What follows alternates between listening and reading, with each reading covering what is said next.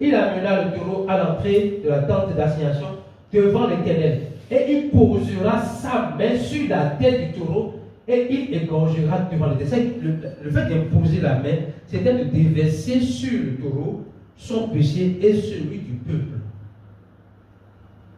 Dans quel but? Dans le but de l'expiation.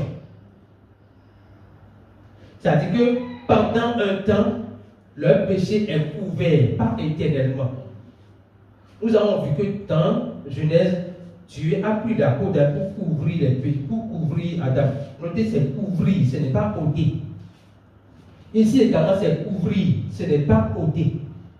Donc, par le sacrifice du taureau, Dieu a couvert le péché du peuple d'Israël pour un temps. Lorsqu'il va encore commettre, ils vont encore faire le même processus. Et notez que dans tout le processus, l'homme n'était pas retenu comme coupable. Ça veut dire que le plan de Dieu a toujours été maintenu via le sacrifice. Sauf que dans l'Ancien Testament, c'était le sacrifice d'animal. Mais au jour d'aujourd'hui, Jésus est notre sacrifice. Amen. Pourquoi? Parce que le sang, lisons 1 Pierre 1,18.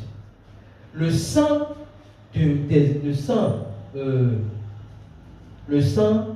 de l'Ancien Testament, le sang des animaux n'est pas un sang qui peut sauver l'homme, c'est-à-dire ôter le péché de l'homme. Non.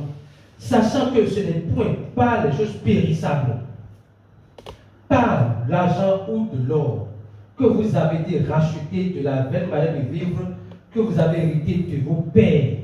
Oui.